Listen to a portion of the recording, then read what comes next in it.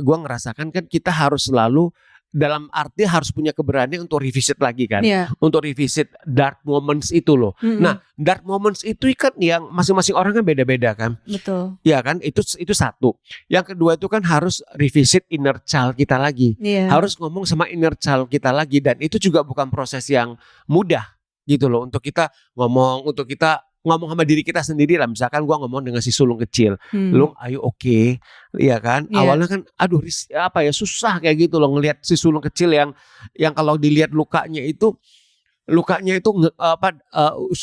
gua ngerasa ya sudah hampir membusuk sih sebenarnya, karena dibiarkan sedemikian lama. Gua pretend baik-baik saja, tapi sebenarnya si sulung kecil tuh nggak baik-baik aja sebenarnya. Dia butuh didatengin, dia butuh diajak ngobrol, dia butuh dipeluk. Sedangkan gua nggak punya keberanian untuk memeluk sulung kecil itu, karena gua ngerti harus seperti apa ngomong sama si sulung kecil. I have no clue sebenarnya seperti itu gitu loh. Nah, tapi karena sekali lagi ya, kita ketemu healer itu bukan segala-galanya loh. Bukan berarti dia yang akan menentukan kita berhasil atau enggak, itu salah. Sekali lagi itu salah teman-teman sekalian, gue pengen ngomong. Karena bagaimanapun juga semuanya adalah depend on ourselves.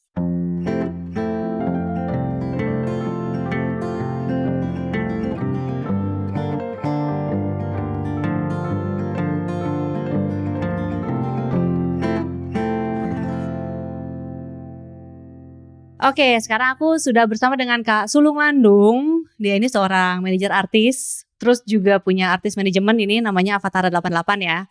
Tapi kalau di sini sih aku nggak bakalan ngomongin panjang sebenarnya soal menjadi manajer artis, karena udah pernah dibahas juga di podcast sebelah, ada di 30 Days of Lunch, itu lumayan lengkap. Di sini aku pengen ngomongin soal Kak Sulung ini sama bukunya nih, Sulung Landung dan Nyonya Ai. Betul. Jadi aku baca buku ini memang di kondisi yang waktu itu lagi lumayan pas gitu ya, karena aku juga lagi mempertanyakan tentang relasi, terus juga apalagi relasi keluarga gitu. Karena kan apa yang kita lakukan sekarang nih, respons-respons kita itu kan sebenarnya itu tuh hasil dari gimana upbringing kita dulu gitu kan ya kok ya. Betul. Nah, ini yang aku pengen tanya nih ke Kak Sulung ya. Jadi di buku ini kan Kak Sulung bilang ini bukunya menceritakan tentang proses berdamai dengan Nyonya Ai, yaitu ibunya Kak Sulung. Betul, ya. Iya. Nah, aku pengen tahu waktu itu sebelum akhirnya rekonsiliasi, itu tuh emang hubungannya Kak Sulung dengan Nyonya Ai itu seperti apa sih? Terima kasih Pat untuk undangannya di podcast kamu, namanya Potluck ya. Oke, terima kasih. Nah, kalau menjawab pertanyaan dari Petris ya, sebenarnya itu kalau di permukaannya, jadi hubungan gue sama Nyonya Ai, yang ibu gue yang gue sebut dengan nama Nyonya Ai itu ya memang baik-baik saja sebenarnya. Jadi kalau di permukaan, di luar kelihatannya baik-baik saja gitu. Kalau mau dibilang deket, ya begitu saja. Mau dibilang gak deket, kami rutin berkomunikasi gitu. Nah, tapi memang sebenarnya ada gap. Kalau menurut gue istilahnya ya ada gap. Kemudian juga ada bara. Kalau kita bicara bara api yang memang ada nih, terutama di gua ya kayak gitu loh. Yang memang kalau dilihat itu gak diselesaikan juga sebenarnya ya udah nggak apa-apa juga kan, seperti itu gitu loh. Tapi kalau akhirnya gua ngerasa gini loh, gua nggak mau pretend itu semuanya baik-baik saja gitu loh. Gua nggak mau pretend bahwa fine-fine aja kok gitu loh. Maksudnya adalah arti gini loh. Memang gue tinggal sama orang tua gue gitu ya, Pak Landung sama Nyonya Ai, dari gue lahir sampai gue selesai SMA, which is gue umur 17 tahun seperti itu. Jadi gue ngerasa ya udah, gue udah 17 tahun udah bersama mereka. Kemudian begitu gue kuliah kan gue di Jakarta. Habis itu gue sangat amat jarang pulang ke kampung halaman gue di Pematang Siantar gitu loh. Kenapa gue nggak pulang? Karena di sana itu gue banyak sekali merasakan selama gue terutama SD sama SMP itu, memang gue banyak mendapatkan hal-hal yang peristiwa-peristiwa yang menimbulkan trauma yang cukup besar dan cukup berat lah. Akhirnya gue ngerasa kayaknya ini kota gue nggak usah sering-sering datang deh, karena kalau gue pulang itu gue tuh kayaknya lukanya mesti terus berasa gitu. Jadi gue berusaha untuk menghindar, berusaha untuk nggak sering-sering pulang ke kampung halaman gue. Kurang lebih seperti itu. Nah, kalau ditanya hubungan gue sama nyokap gue itu seperti apa kayak gitu ya, memang seperti itu. Jadi gue menjalankan kewajiban gue sebagai seorang anak, dalam arti setelah gue kerja setelah gue itu bisa mandiri, gue tiap bulan mengirimkan istilahnya sebagian dari penghasilan gue itu ke orang tua gue, ke Nyonya Ai sama ke Pak Landung gitu loh. Nah itu gue lakukan terus sampai sekarang kayak gitu loh. Jadi gue ngerasa sebenarnya gue sudah menjalankan kewajiban gue sebagai seorang anak, ya kan? Sebagai anak tertua, gue sudah menjalankan kewajiban gue dalam arti apapun yang dibutuhkan oleh Nyonya Ai, selagi gue masih bisa bantu, gue bantu. Jadi gue nggak pernah questioning. Dia butuh apa? Pokoknya buat apa mah? Gua nggak pernah nanya hal seperti itu. Jadi kalau sebisa gue bantu, gue bantu. Itu secara finansial ya, kayak seperti itu. Jadi mungkin buat gue atau mungkin buat sebagian orang lah ya. Ya udah, gue udah menjalankan kewajiban gue kok, ya kan. Tapi dalam perjalanannya itu ternyata memang ada satu hal yang masih ada unfinished business antara gue sama Nyonya Ai. Nah itu akhirnya yang membuat gue, memang prosesnya panjang ya, tapi akhirnya gue sampai di satu titik di mana gue ngerasa kayaknya gue harus menyelesaikan unfinished business gue sama nyokap gue. Sebenarnya pemicunya itu apa? Pemicunya itu adalah beberapa tahun yang lalu itu memang gue rutin ke Ubud. Jadi gue tuh ada 3 bulan berturut-turut gue ke Ubud. Itu adalah gue menjalankan proses healing gue. Jadi gue pengen menyelesaikan trauma-trauma yang ada dalam diri gue. Karena gue gak pengen trauma itu ngikut gue terus nih, Petris. Jadi gue gak mau trauma itu ngikutin gue seumur hidup. Gue ngerasa gak worth it aja seperti itu loh. Nah maka itu gue cari jalan bagaimana gue bisa overcome trauma gue. Akhirnya gue ketemu dengan seorang healer di Ubud. Nah itu gue setiap bulan kesana selama 3 bulan berturut-turut. Nah pada bulan ketiga setelah gue menyelesaikan sesi healing gue ya sama dia, itu udah ngomong, Lung, coba deh nanti kamu ngomong sama ibu kamu. Dia bilang gitu karena yang dia lihat itu pas gue lahir itu ibu gue itu mengalami kesedihan yang luar biasa besar, kayak gitu loh. Coba deh kamu ngomong sama ibu kamu, kenapa sih ibu kamu itu kayak ada rasa sedih yang luar biasa pas kamu lahir gitu loh. Nah itu gue kaget karena gue nggak tahu ceritanya, dan nyokap gue nggak pernah cerita, ya gitu loh. Ini berarti belum heart to heart nih ya? Masih belum. Ini baru dikasih tahu seperti itu. Nah akhirnya gue pulang ke Jakarta. Itu gue pulang dengan membawa sebuah PR yang menurut gue PR-nya cukup besar.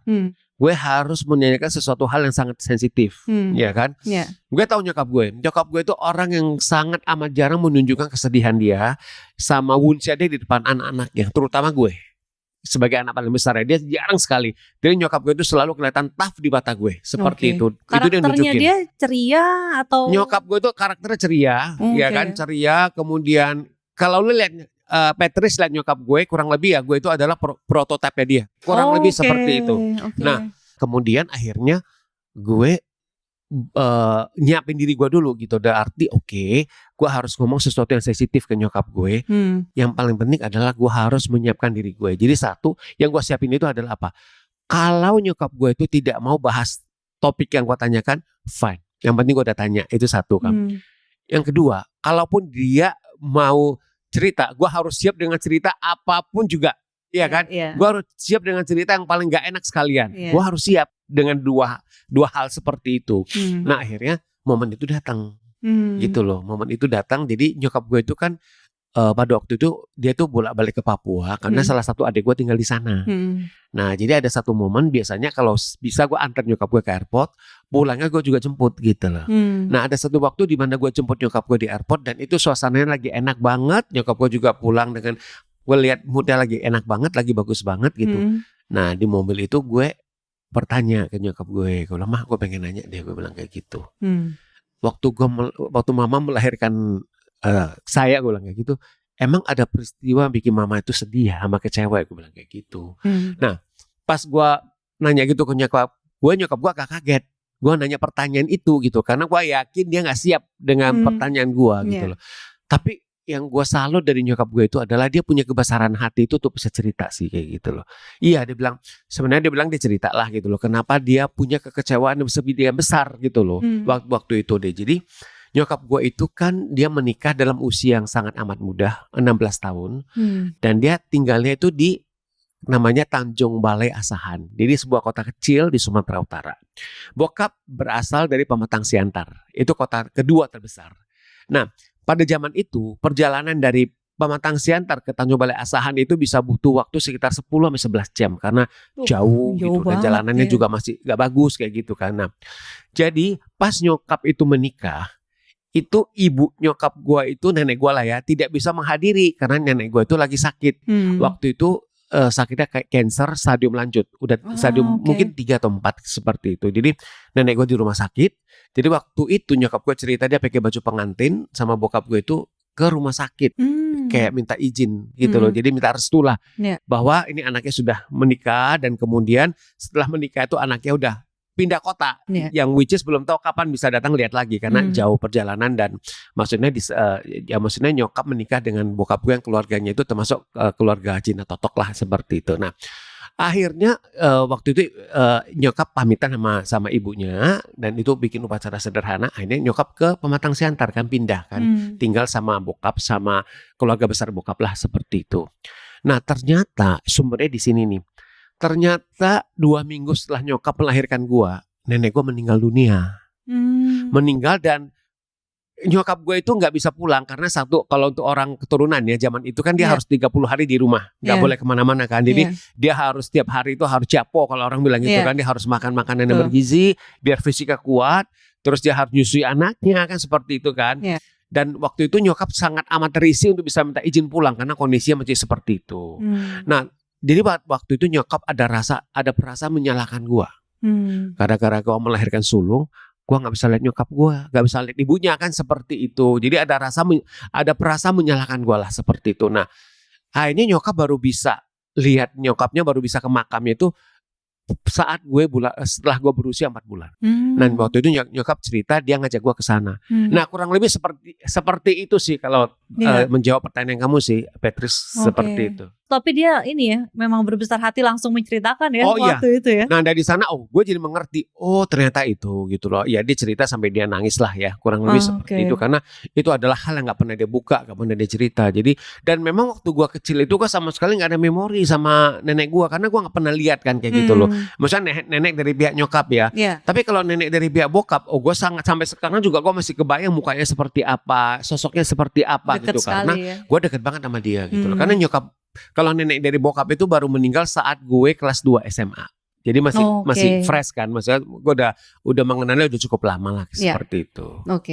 Nah tadi sebelum akhirnya rekonsiliasi ini kan memang lagi dalam proses untuk menyembuhkan trauma ya. Betul. Waktu itu apa yang bikin Kak Sulung kayak ini punya trauma-trauma yang kayaknya harus diselesaikan deh gitu. Jadi gue ngerasa gini, Patrice, bahwa gue itu memang kan tumbuh besar dengan luka dan dengan trauma yang cukup banyak dan cukup berat lah. Kalau di buku gue itu kan gue dengan gamblang menjelaskan kan peristiwa-peristiwa yang menyebabkan gue itu merasa diri gue selalu kecil, merasa diri gue itu tidak berharga, ngerasa diri gue itu kayak useless itu karena berbagai trauma yang terjadi pada diri gue gitu loh. Nah itu membuat gue itu selalu ngerasa insecure gitu loh. Kalau mau bilang confidence mungkin dari luar gue kelihatan confidence, tapi dari kalau kita bicara secara dalam, secara deep gitu ya, secara dalam itu gue itu sosok yang yang kalau mau bilang rapuh ya of course rapuh gitu loh. Jadi memang trauma itu selalu menghantui gue gitu loh. Gue ambil contoh ya, kalau misalkan gue pengen mencapai sesuatu, gue pengen mendapatkan sesuatu, ya kalau bisa dapatin gue seneng. Tapi kalau misalkan gue gak bisa mendapatkan apa yang gue pengen dalam arti kerjaan ya kan, dalam arti target yang pengen gue capai tapi gak tercapai, nah gue langsung merasa kecil tuh. Itu sih memang lu gak bisa sih, memang lu gak capable sih. Kenapa dari kecil lu selalu makanya kenapa waktu kecil lu selalu dibully sama orang, karena memang lu gak capable. Nah jadi monkey mind itu constantly datang gitu loh. Dan gue sampai satu titik itu gue ngerasa gue gak nyaman gitu loh. Maksud gue masa sih gue itu seumur hidup gue selalu dihantui oleh rasa seperti itu. Terus seumur hidup gue masa gue selalu selalu dihantui sama trauma yang membuat diri gue tuh selalu ngerasa gue kecil, selalu membuat diri gue tuh ya memang lo kayak gitu aja kayak gitu loh. Gue ngerasa itu gak sehat. Gue ngerasa kayaknya itu gak benar gitu loh. Dan gue ngerasa itu gak baik buat pertumbuhan mental dan buat pertumbuhan mental gue gitu loh. Kurang lebih seperti itu. Jadi gue berpikir bahwa kayaknya gue harus cari pertolongan deh. Nah untuk mencari pertolongan kan pendekatan orang beda-beda ya. Ada yang ketemu psikolog, ada yang misalkan ketemu dengan ketemu psikolog, kemudian bisa ketemu dengan healer seperti itu ya. Nah, gue memilih untuk ketemu dengan healer karena gue ngerasa kayaknya itu lebih works buat gue seperti itu. Nah, akhirnya gue mencari. Nah, proses mencarinya juga panjang loh Patrice. Jadi gak langsung ketemu satu yang cocok. Gue ketemu dengan beberapa healer, kemudian gue ketemu, gue ngobrol. Nah, sampai akhirnya gue ketemulah satu yang gue ngerasa yang paling cocok dan yang pas buat gue seperti itu. Nah, kalau gue boleh spill namanya itu Budenovi. Ya, dia ada di Ubud. Nah, jadi kurang lebih seperti itu. Nah, kenapa aku ngerasa Budenovi itu cocok? Gue ngerasa cocok karena sesi pertama kali gue ketemu, gue cerita ya, itu juga gue masih belum spill semuanya. Gue cerita apa yang gue hadapin, problem dengan keluarga gue. Terus waktu itu keluarga gue mengalami problem yang cukup amat besar yang buat gue itu apa ya? Gue juga ngerasa cukup shock lah gitu. Oh, ternyata yang gue anggap baik-baik ternyata nggak baik-baik ya, kurang lebih seperti itu gitu loh. Nah, akhirnya itu yang gue cari pertolongan. Akhirnya ketemu Budenovi kan. Nah, waktu itu Budenovi cuma bilang begitu udah satu sesi itu selesai terakhir, Lung, kamu ada 2 hal dia pesan sama gue. Kamu journaling, sama satu lagi kamu mulai belajar nyanyi deh. Nah, waktu dia bilang belajar nyanyi itu gue shocknya luar biasa. Karena gue nggak pernah cerita trauma, gue nggak pernah cerita ke orang-orang trauma yang gue hadapi saat gue nyanyi. Tapi itu kalau mau dibilang tahu ya? Nah itu kalau yang lu bilang darah turun ke kaki itu kayak gitu. Nah begitu gue pulang itu pergolakannya luar biasa. Kok gue mau atau enggak ya? Karena gue udah berjanji sama diri gue, bukan janji, gue bersumpah sama diri gue tidak akan pernah nyanyi lagi seumur hidup gue. Itu kan dengan kata lain gue menjilat duda gue sendiri dong. Iya kan? Itu luar biasa pergolakannya antara gengsi, antara memang gue butuh itu. Sampai di satu titik, oke, gue ikut aja deh. Akhirnya gue ngambil sesi vokal coach gitu ya, ke kelas vokal gitu ya. Dan gue cari vokal coach gitu. Gue ambil sesi 10 kali. Nah, gue mulai seperti itu journey-nya. Oke, berarti dari situ mulai latihan nyanyi itu ya kan? Itu kan juga ada di buku ya. Proses menyanyinya waktu itu kalau nggak salah Ko Sulung sempat bilang abis nyanyi itu yang sempat muntah-muntah, migren ya? Iya, migren. Di buku itu Kak Sulung kan juga bilang kalau sempat proses untuk healingnya ini sempat juga baca-baca buku self help. Oh yes, betul. Ikut meditasi. Betul. Ke psikolog itu juga pernah kah? Kalau ke psikolog cuma konsultasi aja, sebatas konsultasi sekali kayak gitu aja sih. Sebatas konsultasi ya. Oke, tapi sampai akhirnya menemukan healer ini tadi kan juga menemukan healer katanya kan juga nggak gampang ya. Gak jadi gampang. nggak langsung ke Budenovi sebenarnya waktu itu. Ada beberapa. Itu berapa tahun gue? Kurang lebih proses pencarian sama proses penyembuhan diri gue itu cukup lama sih. Jadi kalau boleh bilang mulai dari tahun 2007 sampai kurang lebih 2018 lah. Kayak 2000. Cukup panjang. 11 tahun. Lama. Oke. Lama banget. Itu proses yang panjang. Mungkin buat sebagian orang apaan sih kayak gitu ya. Apaan sih, lebay banget sih. Tapi kamu gue gini loh Patrice, bahwa journey orangnya beda-beda. Kita gak boleh ngejudge gitu loh. Makanya itu gue belajar. Ya kalau gue ngomong gitu mungkin buat sebagai orang apaan sih lu lebay banget sih gitu seperti itu. Tapi kan dia nggak mengerti, mereka nggak tahu trauma yang gue hadapin kan. Mereka nggak tahu maksud gue seberapa besar painfulness yang gue rasakan kan seperti itu. Nah demikian juga dengan orang lain juga kan. Jadi gue juga belajar bahwa gue juga nggak boleh ngejudge orang bahwa journey-nya mungkin bisa lama bisa cepat gitu loh. Karena mereka sendiri yang ngerasain kan. Karena kan mereka meng-carry baggage itu. Sama kayak gue meng-carry baggage gue kan seperti itu. Jadi gue nggak tahu seberapa kompleks, seberapa susah gitu loh untuk bisa menghadapi. Karena gini loh. Karena kan kalau gue ngerasakan kan kita harus selalu dalam arti harus punya keberanian untuk revisit lagi kan.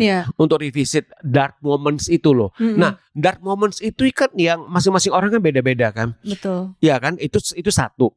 Yang kedua itu kan harus revisit inner child kita lagi. Harus ngomong sama inner child kita lagi. Dan itu juga bukan proses yang mudah gitu loh. Untuk kita ngomong sama diri kita sendiri lah. Misalkan gua ngomong dengan si sulung kecil, Lung ayo oke, iya kan. Awalnya kan susah kayak gitu loh ngelihat si sulung kecil yang kalau dilihat lukanya itu gua ngerasa ya sudah hampir membusuk sih sebenarnya karena dibiarkan sedemikian lama. Gue pretend baik-baik saja, tapi sebenarnya si sulung kecil tuh nggak baik-baik aja sebenarnya. Dia butuh didatengin, dia butuh diajak ngobrol, dia butuh dipeluk. Sedangkan gue nggak punya keberanian untuk memeluk sulung kecil itu. Karena gue ngerti harus seperti apa ngomong sama si sulung kecil. I have no clue. Sebenarnya seperti itu gitu loh.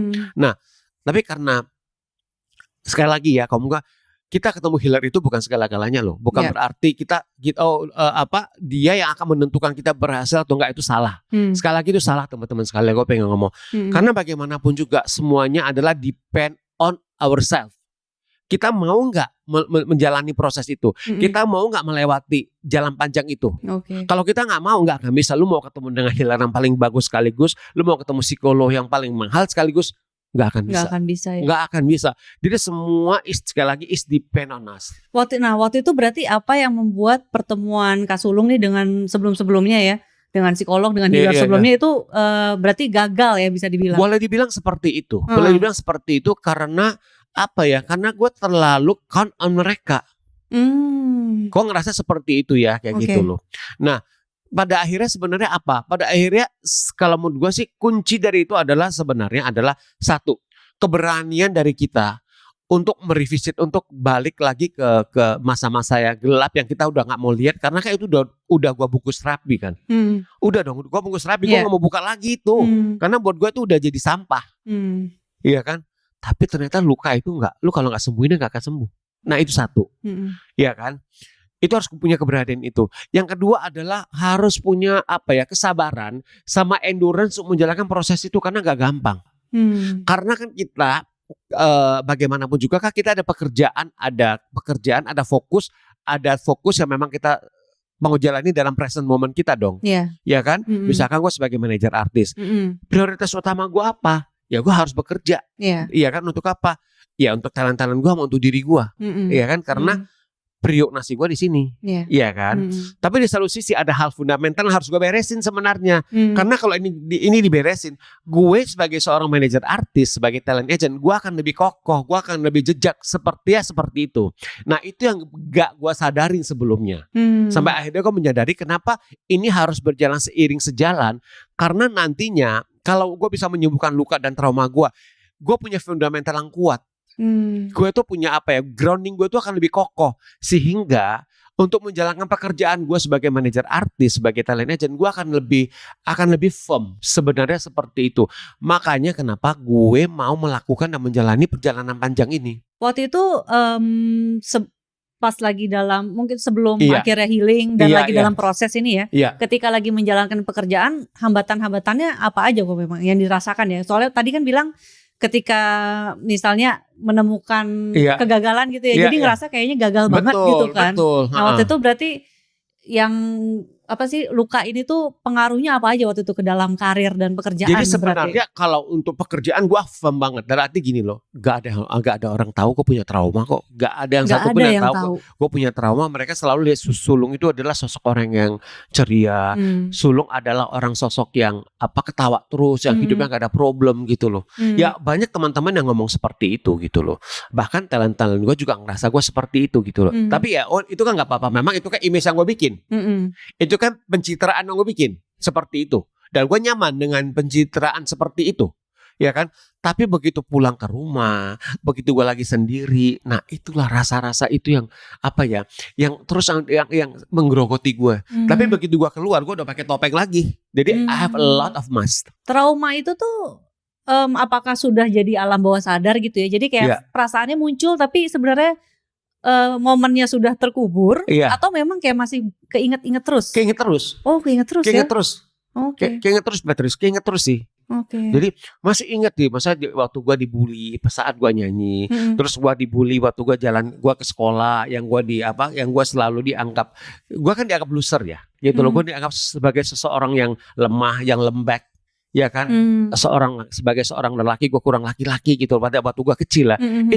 Itu kan ada terus gitu, dan itu kan dia selalu ada kayak gitu kan. Meskipun sudah maksudnya di dunia sekarang sudah diterima, maksudnya tidak ada masalah sama sekali. Gak ada masalah sama sekali. Nah tapi kan maksudnya gue, itu kan ada terus, kayak gue ini deh gitu loh. Nah itu yang harus gue selesaikan kan gitu loh. Itu kan gak bisa gue pretend bahwa I'm okay. Gue bisa pretend Enggak sih sebenarnya seperti itu. Nah, itu yang gue itu yang gue ngerasa gue harus menjalankan proses itu. Nah, kenapa yang akhirnya gue sekarang gue share itu pada akhirnya yang bikin gue tuh gue mempunyai sebuah energi dan semangat untuk gue jalanin. Pada akhirnya gue pikir gue jalanin ini bukan buat orang lain. Gue jalanin ini buat diri gue sendiri. Gitu loh. Gue pengen ngerasakan, dalam arti gue pengen ngerasakan bahagia, dalam arti gue itu bisa berdamai sama diri gue. Gue pengen ngerasakan rasa lega, gue bisa mencintai dan menerima diri gue apa adanya secara utuh. Itu yang membuat gue punya semangat tuh jalanin itu sih, Pet. Oke. Di titik apa akhirnya sekarang Kak Sulung kemarin setelah melakukan proses ini terapi healing dan kemudian rekonsiliasi ya dengan Nyonya Ai, di titik apa akhirnya ngerasa benar-benar udah lepas gitu? Jadi sebenarnya adalah saat begitu gua bisa ngerasakan di titik dimana gak apa-apa kok lu bawa arti gini. Saat gua bisa ngomong sih sebenarnya gua bisa berdamai sama diri gua dan kemudian gua revisit sulung kecil. Itu gua ngomong itu adalah kurang lebih itu adalah ini sebagai gambaran aja ya kayak gitu loh, bahwa ya maksud gua kan gua harus berkali-kali visit gitu kan, deh sulung kecil yang murung apa, sampai akhirnya gua bisa melihat bahwa sulung kecil itu pada akhirnya dia tertawa, dia seneng gitu loh maksudnya. Nah, buat gua itu adalah, nah itu di mana gua tuh bisa gua bisa menerima diri gua, di mana gua bisa ngomong oke, nggak apa-apa kok, bahwa apa yang gua hadapi pada waktu masa kecil gue kan selalu menyalahkan situasi, kondisi dan orang-orang yang membuli gue. Di satu titik di mana gue bisa berdamai sama itu dan gue ngomong sama diri gue maafin orang-orang yang bully gue maafin orang yang pada waktu itu yang menorehkan luka yang begitu dalam sama diri gue maafin mereka. Karena bagaimanapun juga kalau nggak ada mereka begituin gue, nggak ada gue hari ini. Setelah proses panjang itu ya gue maafin. Terus gue ngomong ke sulung kecil, itu bukan salah lu. Itu memang adalah perjalanan hidup yang memang harus gue alamin, yang memang harus gue rasakan, pengalaman pahit yang harus gue terima. Makanya bisa ada sulung hari ini. Jadi gue terima kasih sama kamu.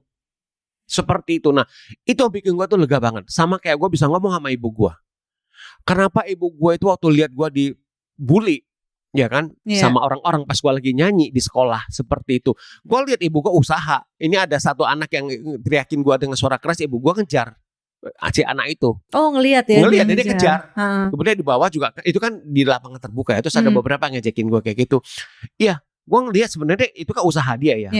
Tapi pas dalam perjalanan pulang ke rumah, kami kan jalan kaki. Begitu acara selesai kan kita jalan kaki pulang ke rumah. Itu kami diam 1000 bahasa. Jadi masing-masing pulang dengan dengan pikiran kami masing-masing aja. Gitu loh. Nah, sebagai anak pada waktu itu kan tentunya kita pengen umur anak kita berapa tuh, waktu itu ya? Gue kelas 5 SD. Itu sekitar umur berapa itu ya? 11 tahun lah ya kira-kira. Nah, kan sebagai anak umur segitu kan pengennya nyokap gandeng kita, pegang tangan gue aja. Itu kan itu rasa cukup ya. Atau dia meluk gue, atau dia elus gue, lu oke kok lu ini. Sama sekali nggak ada ngomongan seperti itu. Digandeng juga enggak. Waktu itu ya. So we pretend nothing happened. Gitu aja. Sampai rumah biasa aja. Nah, seperti itulah ceritanya ya kayak gitu loh. Nah, begitu sampai ke rumah, kan nyokap udah biasa lah, dia jaga toko apa, aku naik ke kamar kan, gue nangis ya gitu kan di kamar gue. Di sana gue bersumpah, gue nggak bakal nyanyi lagi. Karena gue ngerasa bully yang gue terima, hinaan yang gue terima itu membuat gue itu sebagai seorang manusia itu gue ngerasa gue nggak ada harganya. I'm useless gitu loh. Nah itu bikin gue. Tapi begitu gue keluar dari kamar gue udah pretend nothing happen aja. Jadi gue dari kecil gue sudah belajar survive dengan cara gue sendiri. Nangisnya juga ditahan tuh di kamar berarti ya, biar nggak kedengeran gitu. Yes, tapi ya nih betul, nulis aja gue. Dari kecil memang gue sudah terbiasa untuk gue gimana gue bisa nutupin perasaan gue dan gue pakai topeng yang banyak seperti itu. Gitu sih Pak. Wow, ya itu. Numpuknya sampai dewasa. Luar biasa sih makanya. Berbagai macam topeng gue pakai. Iya makanya aku juga waktu abis baca bukunya terenyuh banget sih yang waktu akhirnya Kak Sulung berhasil ini kan latihan nyanyi, terus akhirnya nyanyi di depan nikahan adik. Itulah maksudnya yang tahun luar lalu ya. Luar biasa banget tuh. Tahun lalu itu pas ya? Tahun lalu last year May 2022. Nah waktu itu pas gue bisa nyanyi lagi di kawinan adik gue, ya kan. dan kemudian gue melihat orang itu tepuk tangan. Nah di sanalah gue membayangkan si sulung kecil itu tersenyum lebar sama gue. Dan gue bisa memberikan kado buat diri gue, buat diri gue, termasuk buat si sulung kecil. Bahwa berapa puluh tahun yang lalu pas gue nyanyi, gue dibully, gue dihina-hina. Tahun lalu gue nyanyi, gue mendapatkan tepuk tangan dan gue mendapatkan aplaus yang hangat. Itu buat nah itulah momen dimana gue tuh I make closer. Bahwa oke, selesai udah ya, lu udah ya, tutup buku kita ya, udah selesai, udah. Oke. Sekarang Gitu kalau disuruh nyanyi lagi udah nggak kenapa-napa nih? Gue nyanyi aja. Udah nyanyi gitu. aja, udah karaokean nih? Karaokean bisa. Nah udah kayak gitu. Oke. Nah tapi itu kan proses panjang ya. Iya benar. Seperti itu. Tadi 2007 sampai 2018 ya untuk proses ininya. Itu kurang lebih. Dan closure-nya berarti baru 2022 gitu kan. Panjang nah banget. jadi Patrice, maksud gue kayak gini, satu hal yang gue pelajarin ya dengan dalam perjalanan pulih ya, dalam perjalanan menuju pulih. Karena kalau menurut gue semua orang, mau siapapun juga, mau laki mau perempuan, mau muda mau tua, semua orang itu pasti pengen pulih. Semua orang itu pasti ngalamin trauma dalam hidup mereka. Gue yakin semua orang tuh ngalamin dengan level yang berbeda-beda, ya kan? Nah makanya sebenarnya tujuan gue nulis buku itu adalah sebenarnya gue pengen berbagi aja. Karena gue sangat amat menyadari bahwa di luar sana itu banyak orang yang ngalami mungkin trauma yang jauh lebih besar dari gue. Apa yang gue cerita mungkin gak ada apa-apanya ya, gitu loh. Bukan sekali lagi, bukan membandingkan, tapi sekali lagi beda-beda. Nah tujuan gue itu nulis buku itu adalah sebenarnya gue pengen berbagi aja bahwa teman-teman yang lagi struggling untuk berjuang untuk menuju pulih ya, gitu, bahwa mereka nggak sendiri gitu loh. Gue juga ngalami hal yang sama kok kayak gitu loh. Dan mungkin 2/3 dari umur gue itu gue habiskan untuk gue berjuang untuk bagaimana gue bisa memulihkan trauma gue. Proses pemulihan trauma tidak mengenal usia ya? Enggak sama sekali tidak mengenal usia. Jadi kita nggak boleh ngerasa kalau menurut gue ya, gue udah terlalu tua. Jangan ada rasa seperti itu. Jangan pernah. Karena gini loh, kita melakukan itu buat diri kita sendiri kok, nggak tuh orang lain. Kalau menurut gue itu fundamental yang paling penting sih. Kalau kita melakukan itu buat orang lain, nanti pada titik dimana kita akan ngerasa kita kosong lagi sih sebenarnya. Buat apa ya? Gitu loh. Nah gue nggak pengen seperti itu buat diri gue. Karena kalau kita bisa perjalanan itu untuk memulihkan segala hal ya, jadi kita punya kekuatan untuk kita rekonsiliasi dengan orang-orang yang kita anggap kita perlu rekonsiliasi.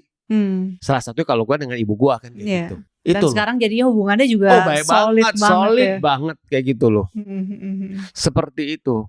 Nah itu gue ngomong ke ibu gue bahwa mah, kalau mama bisa rekonsiliasi sama gue gitu, sama gue, dan kita bisa menyelesaikannya dengan manis gitu ya. Nah tentu saja mama juga bisa dengan adik-adik, terutama dengan adik gue nomor 2, nomor 3 gitu loh. Karena kan nyokap gue itu kan melahirkan gue, setahun kemudian lahir gue lagi, setahun kemudian lahir gue adik gue nomor 3. Jadi dia berentetan gitu loh. Gak ada jedanya ya. Dan waktunya udah habis buat melahirkan dan ya menjaga anak-anaknya seperti itu gitu loh. Ini di bukunya kan Kak Sulung juga bilang ya, ya sebelum menulis buku ini minta izin dulu kan, pasti ke Nyonya Ai. Harus. Waktu itu reaksinya gimana? Jadi gini, kalau menurut gue kan kita nggak boleh egois ya.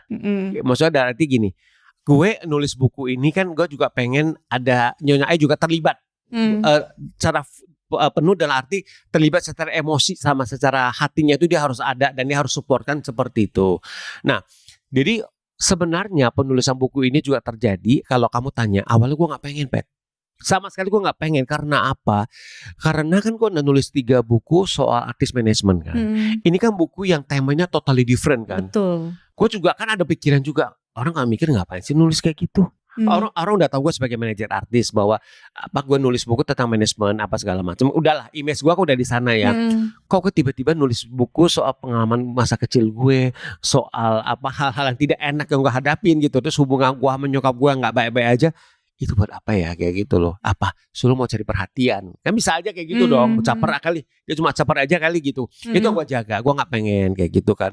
Nah, tapi teman dekat gue yang dia juga jadi editor gue, namanya Reda Gaudiamo, itu dia yang terus mengencourage gue, Patrice. Jadi tiap kali ketemu dia nanya sampai pertemuan ke-5 loh, dia masih berusaha mendorong gue untuk nulis itu.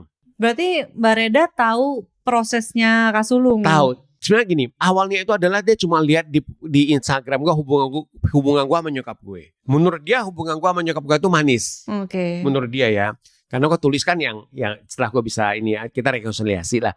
Gue bilang, Mbak Reda, yang lu lihat itu yang manis aja, itu udah gue urusan gue sama nyokap gue udah beres. Gue bilang sebelumnya kita nggak kayak gitu, gue bilang gitu. Terus Mbak Reda bilang, kenapa lu nggak tulis aja hubungan perjalanan lu sama nyokap lu? Dari yang nggak baik-baik jadi baik-baik. Karena di luar sana orang butuh lolong kayak gitu aja. Enggak, gue nggak mau, gue bilang kayak gitu. Pertama tahun kedua, berapa tuh, inget gak? Itu persis 1,5 tahun yang lalu. Kayak gitu. Jadi tahun 2021 ya. Nah awal enggak gue bilang kayak gitu, caper. Terus dia diam. Kedua kali, lu gak pengen ya? Enggak mbak. Udah dia gak ini gue. Pertemuan ketiga, lu coba lu pikirin deh. Kayak lu harus nulis deh. Sampai pertemuan kelima lo. Akhirnya gue luluh ya. Karena setiap kali ketemu pulangnya pasti gue mikirkan, ini purpose-nya apa ya? Apa ya yang semesta pengen sampaikan ya kayak gitu. Kenapa gue harus cerita ya gitu loh. Akhirnya gue bilang gini deh mbak, gue ada 2 syarat. Bahwa satu, gue harus ngomong dulu, harus izin dulu sama nyokap gue. Karena itu kan ngomongin dia ya. Dia nyaman atau enggak gitu loh. Gue gak tahu nyokap gue nyaman atau enggak. Kalau dia nyaman, dia mau, oke, gue akan mulai. Sama yang kedua adalah, lu harus jadi editor gue. Kalau enggak, gue gak mau, gue bilang kayak gitu. Oke, akhirnya ketemu nyokap, gue cari waktu. Ke rumah nyokap, makan, ngobrol. Gue minta izin mah. Gue mau nulis buku. Ini bukunya kali ini agak beda. Gue cerita lagi gini. Tapi akan banyak tadi beririsan dengan mama. Gue bilang kayak gitu. Hubungan gue dengan mama yang gak baik-baik saja. Sampai akhirnya bisa baik-baik saja gitu loh. Mama keberatan gak? Dia gak mikir panjang. Petrus, tulis aja gak apa-apa. Kamu tulis aja apa yang kamu tulis. Mama support kamu 100%. Ya udah. Gue peluk nyokap gue bilang, ma udah ya ini berat sih buat gue, tapi kita coba ya, kita jalan sama-sama, pokoknya gue butuh doa sama restu mama ya, bilang kayak gitu. Udah. Tapi ketemu Mbak Reda, oke mbak kita mulai nulis. Tapi lu editor gue, lu kalau nggak jadi editor gue nggak akan nulis, gue bilang kayak gitu. Oke lu gak mau, dia bilang kayak gitu. Akhirnya gue mulai nulis lah. Jadi proses mulai dari nulis sampai terbit kurang lebih 1,5 tahun deh. 1,5 tahun ya. Oke.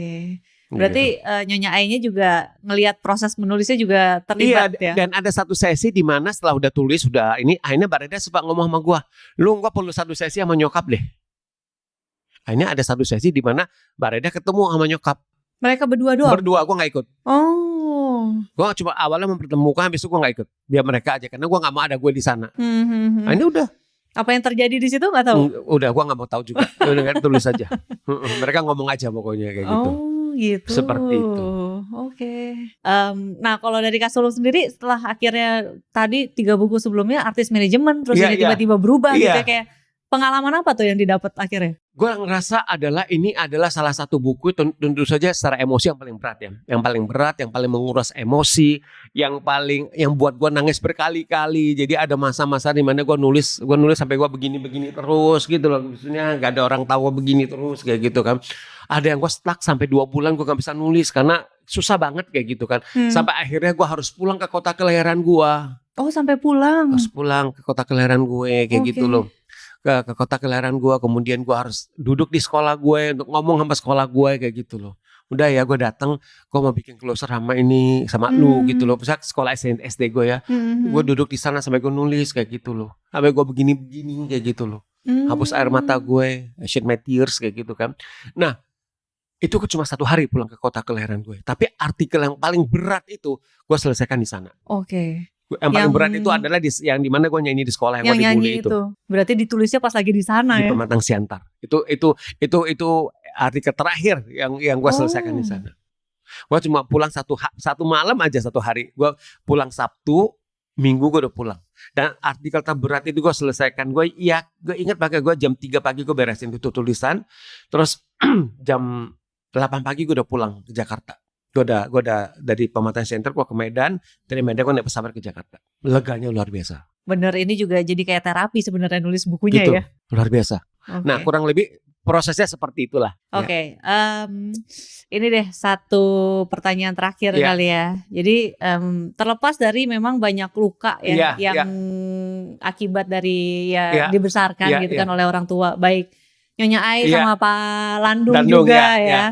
Tapi pasti kan di bukunya juga aku baca Kak Sulung juga bilang maksudnya ada kayak apa ya, kedisiplinan atau kerja keras yang mereka ajarkan juga gitu. Yes, itu gue nggak bisa lupa. Itu apa yang akhirnya dibawa sampai sekarang untuk dilakukan di kerjaan sebagai manajemen artis ini? Jadi satu adalah menurut gue ya, yang diajarin sama orang tua gue, bokap nyokap gue itu adalah bahwa lu kalau mau sukses, lu mau berhasil itu satu, gak ada namanya jalan pintas, gak ada namanya jalan instan, itu tidak ada. Jadi satu, lu harus kerja keras. Kerja keras itu apa? Kerja keras itu adalah satu, itu lu harus disiplin. Jadi kayak gue, waktu gue SD itu kan bokap gue punya toko ikan asin, ya kan, sama jual hasil bumi gitulah kayak gitu. Itu di pasar Horas. Jadi kita tinggal di ruko, bawah toko, atas tempat tinggal kita. Jadi dari SD itu begitu pulang sekolah, udah selesai sekolah, gue naik ke atas ganti baju, gue udah turun ke bawah jaga toko. Biasanya gue selalu jaga di kasir, jadi uang terima uang, terus itu gue jaga di sana. Nah biasanya gue jaga sampai toko tutup, every day. From Monday until Sunday. Gak ada libur ya? Gak ada, siap, karena tokonya gak pernah tutup. Tutupnya jam? Tutupnya jam 6 sore. Wow. Bukanya jam 7 pagi. Wow. Seperti itu tiap hari. Gue lakukan itu dari gue SD sampai gue SMA. Setiap hari seperti itu. Itu satu.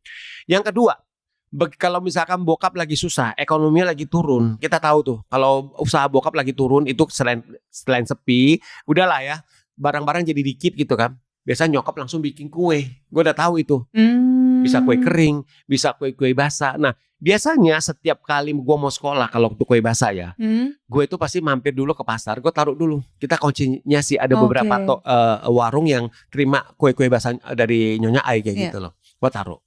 Begitu pulang sekolah, gue balik lagi ke pasar, gue ambil, karena kita sih koordinasi kan, jadi kejual berapa, yang ada sisa gue bawa pulang. Nah tapi biasanya sebelum, gue selalu orangnya karena dari kecil memang karena udah dididik untuk kerja keras dan disiplin. Dalam perjalanan pulang, kalau ada sisa itu gue mesti nawarin. Ya harganya gue turunin gitu ya, sampai kejual semuanya, gue baru pulang baru ngasih itu ke nyokap. Ke orang-orang di pasar aja gitu ditawarin. Sepanjang jalan kadang-kadang. Jadi dari dulu tuh urat maruk gue memang udah ini sih, udah gak ada. Gue punya keberanian itu sebenarnya untuk nawarin orang. Dan mungkin orang jadi kasihan kali ya, karena anak kecil gitu nawarin kayak gitu kan. Itu. Nah kalau kue kering biasanya nyokap bikin titip di toko. Nah biasanya gue yang bawa, karena gue anak paling gede, gue jalanin. Nah itu gue lakukan gitu loh, gak ada beban. Gue dengan senang hati jalanin aja kayak gitu loh.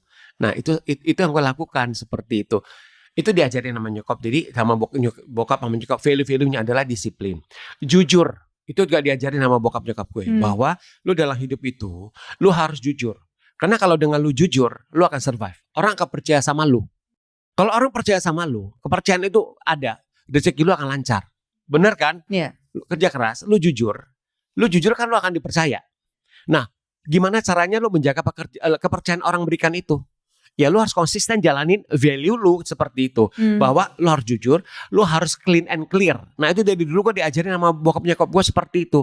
Dalam melakukan apapun harus transparan, harus apa adanya, harus clean and clear.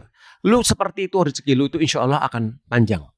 Rezeki lu itu akan lancar. Seperti itu. Yang satu selain itu adalah bahwa harus terus belajar. Jadi waktu gue mau ke Jakarta, gue kan sama bokap hubungannya juga kan awalnya kan gak deket ya. Sampai gue kuliah juga hubungan gue sama bokap baru deket 3 tahun sebelum bokap meninggal. Waktu itu bokap sakit baru deket lah secara hati ya. Sebelumnya kan ya gitu-gitu aja lah. Anak laki sama bapak kan kita tahu sendiri ya, tipikalnya kan seperti itu. Cuma waktu itu bokap ada pesan sama gue, dan gue berasa bahwa itu dia sayang sama gue. Lu tinggal di Jakarta. Dia pengen gue Ho. Nama itu gue Mandarin gue itu adalah Pau Ho. Jadi dia pengen gue Ho.